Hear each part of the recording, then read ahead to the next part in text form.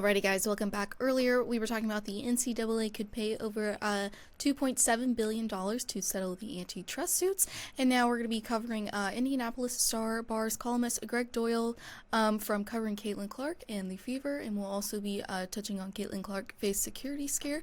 But before we do that, I just wanted to remind you guys to like and follow the show. We get a number of questions from viewers that come in during the show, so to ensure that your question gets read on the air, I ask that you use the tips and donation link with your question. That link is gsmcpodcast.net. This just puts your question at the top of the list so that I can see it, and it also really helps the show.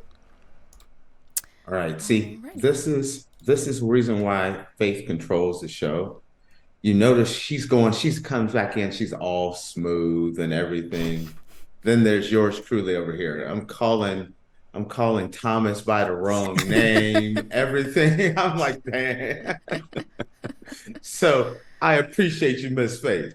Thank you. Alrighty, well, let's just go ahead and dive into our second segment of the day. So we're going to be talking about Indianapolis Star Bar's columnist Gregg Doyel from covering Caitlin Clark and the Fever after an inappropriate exchange. So this story comes from Yahoo Sports. The Indianapolis Star has barred sports columnist Gregg Doyel from covering Caitlin Clark and the Indiana Fever this summer following his exchange with the WNBA rookie in her introductory news conference. The Star confirmed the decision in an email to the Washington Post on Tuesday following a report by journalist and former Star columnist Bob Kravitz. Indianapolis Star sports columnist Gregg Doyel will not be covering the Indiana Fever. Star spokesperson Lark Murray Anton wrote in an email to the Post. Kravitz also reported that Doyel was in the midst of a 2-week suspension. The Star didn't confirm his suspension, but the Post cited a source familiar with the situation that Doyel is indeed suspended without pay. Doyel referred the Post to the Star when it reached out to him for a comment. So, essentially, why Doyel was banned. Reading this was very uncomfortable for me to read this. So the awkward interaction was, hi Caitlin, Gregg Doyel, Indy Star, real quick. Let me just do this. And then he like flashes a little heart sign at her. And then Clark was like, you like that? And he was like, I like that you're here. I like that you're here. And then Clark replied to, I do that at my family after every game. So, and Doyel responded with, okay, we'll start doing that to me and we'll get along just fine. And that is essentially what made this happen. So Okay.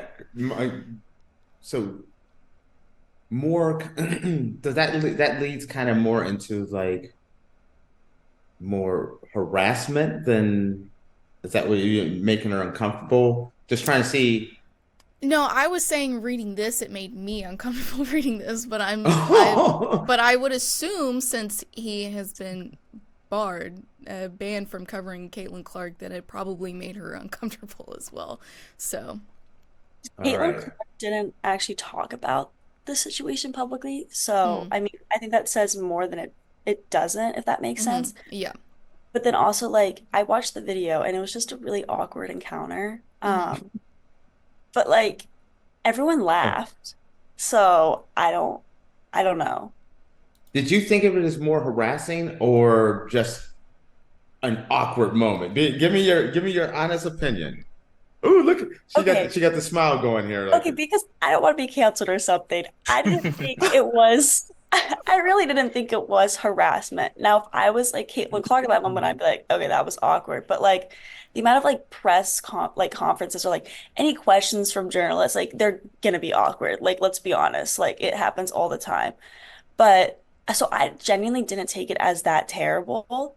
Like we have worse things that females have been told at like their press conferences and like asked from like media. Yeah, But but okay, so my thing is yes, that's probably not the worst thing that has happened regarding journalists with women's sports, but it for was still me, disrespectful. right, like you don't see journalists doing this to male athletes at press conferences. Hmm. This would never be an issue. So, while it may have just seemed like an awkward exchange, it was just extremely unprofessional.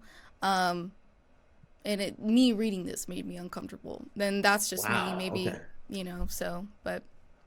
Now, see, I'm going to comment here. This is one of the things about this show that I like, and I love the fact that Faith and I come from very different walks of life as far as male, female, black, white, grew up in the South, I grew up in the North. I mean, just so many different dynamics because we look at things differently.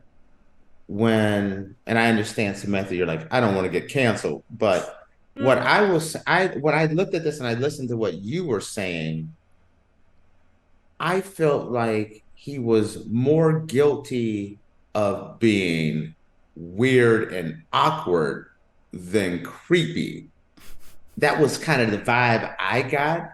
It was like, you know how it's coming out and it's like, dude, walk away. Just walk away. Yeah. Just stop. Yeah. Please stop. That's the vibe I got, that he just was just out of touch, and I didn't feel like he meant harm, but it landed like, a lead balloon and just did not go over well. Go ahead, Thomas. Thomas, like, I'm not talking about this topic. No, I mean, yeah, when I first saw the video, it made me very uncomfortable. I'll be totally honest. It's a very weird exchange that definitely did not handle himself in the most professional way by any means. So I think when we're talking about, Caitlin Clark being, maybe she wasn't outright upset about it, or maybe she wasn't, very angry or anything like that, or demanded anything by any means. But I do think there is a certain level of, you want your athletes to be comfortable in all of the spaces that you offer. So whether that's, on the court, in practice, or in press conferences, obviously there's more ability to be uncomfortable in those press conferences with the questions and things of that nature. But you want to make sure that people are, in a comfortable space throughout their day, especially in professional sports where it gets really nasty online. So I think that's a huge pusher behind this. And also, it's Caitlin Clark. It's one of the most, important, influential athletes on the planet right now. So I think you do have to exercise a certain amount of caution when you talk about, if she's uncomfortable, then you got a problem, whether you're the Indy Star or the WNBA or the Indiana Fever. So I think it's a kind of just covering themselves type of thing, just to make sure that everyone is on the same page, everyone understands that that was not the way that that should be handled, and kind of move forward from there. No, I totally Yes. agree with you, Thomas. Yeah. I think it leads another question into like media ethics. Like, I Mm-hmm. mean, Doyle's been, around for a really long time. But like the lack of professionalism at the moment is pretty upsetting considering that he's had such a long career. But I respect that the Star took action on it like pretty immediately, and I appreciate that he did make two public apologies. But still, like, it does lead into a question like, should there be like, I don't know, more training or more like awareness for like sensitivity and like media ethics, like to prevent something that happens? Right. I agree. We're in that one with Samantha's last words then. Alrighty, so moving forward, we're still going to be talking about Caitlin Clark. So Caitlin Clark's security scare prompts major WNBA change. So on May 7th, WNBA Commissioner Kathy Engelbert announced that the league is close to launching a program that will charter flights for all 12 WNBA teams to away games. Kathy hasn't confirmed what went into this major change yet, considering the public outcry after Caitlin Clark arrived at the Dallas-Fort Worth International Airport on May 2nd with extremely light security. The Indiana Fever superstar appears to have played a role in the change. The announcement stemmed from an initial report on X made by USA Today. Soon after US Today's post, it was confirmed the program existed during the May 7th Associated Press Sports Editors Commission meeting in New York. It was quoted saying that the program will be launched as soon as we logistically can get the planes in place. We intend to fund a full-time charter for the season. We're going to, as soon as we can get up and running, maybe it's a couple of weeks, maybe it's a month, we are really excited for the prospect here.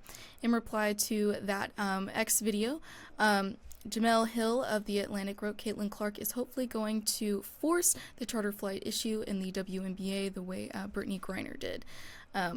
So Caitlin Clark's just making Okay. moves. See, when I look at this, where I hear this, there's a big disparity between men's basketball and women's basketball as far as notoriety and then also funds. Mm-hmm. And with it being the WNBA, I feel like this is one of those situations where I feel like the NBA should have chipped in and said from the beginning they should have chartered flights. Whether no, the league doesn't make money; it loses money. It's lost money every single year of its existence. But these, even though they may not be billion-dollar athletes, they are public faces. And when you're a public face, people will come up to you in Mm-hmm. very weird, awkward moments. And with them being WNBA players, I felt like maybe they should have been kind of planning that before they had a megastar because now it's different. Caitlin Clark isn't a star. She's a superstar. She's on she's on the level of a Steph Curry now as far as notoriety goes. She's on that level, and you have other stars like Brittany Griner, who by maybe no matter how you feel about the situation that happened in Russia, is someone that has a very public image that people know about and that people have opinions on, good, bad, and ugly. So you have to protect your athletes before something happens. So I felt like the NBA should have been stepping in and helping with the chartering flights to protect their athletes from the beginning. Okay, Samantha, I'll let you start with that one, then go to Thomas. I mean, I have a lot of respect for this since they're preventing the players, well, for being like, or they're like personal space like being violated like beforehand and stuff. And just because like there has been a few harassments that have happened, like they talked about the Brittany Griner one. So I do have respect that they're doing this. But yeah, I mean, it is interesting like how you say that the NBA hasn't really done the same. So I think that that should be considered from the other side too. Go ahead, Thomas. Yeah, I mean, I think when you talk about someone like Caitlin Clark in particular, when the WNBA for a very long time has had big players, right? Brittany Griner is a great example. Candace Parker, another fantastic example, but no one's been on this level. That's just kind of the reality of women's sports. It's picking up a lot of steam, and Caitlin Clark's at the very head of that table. So I think a lot of these issues, maybe didn't pop up very often prior to this happening, whether it was because people weren't watching as much or whether it was just, that wasn't getting pushed out as much. I just think there's a certain amount of people that no matter if you watch the WNBA or you watch Iowa basketball, you know who Caitlin Clark is. And that kind of opens a lot more doors. So it kind of goes back to what I was saying on the last one, where all of these athletes just have to be comfortable in pretty much every space that you put them in. So whether that during traveling, you have to make sure they have adequate security and the right plane to go to and all of this different stuff. So this definitely should have been in place quite a long time ago, because then obviously this wouldn't be an issue, and we'd be in a place where WNBA would hopefully be at least rivaling a little bit of the other sports around the major sports landscape. But sometimes you need a big thing to happen to create, good change in sports. And I think Caitlin Clark might just be that for the WNBA at least. Okay, Faith, let me hear your thoughts on that one. Um, it's definitely I'm happy that they're taking action on this now. But I definitely feel like this should have been implemented a long time ago. I know like the WNBA hasn't been like as massive as it is now with Caitlin Clark, but if you're a public figure, especially if you're an athlete, and you're traveling, people are going to want to come up to you and talk to you and all of that kind of stuff. And so I think while I think it's great that they're doing this now, this should have been done a long time ago. That's my opinion on Yeah. it. And, they're not the NBA, but they're kind of part of the NBA. And I felt like, the NBA has been pushing to grow the WNBA, but part of that pushing to grow the WNBA is protecting the players. You don't, and actually, this is actually a good thing, guys.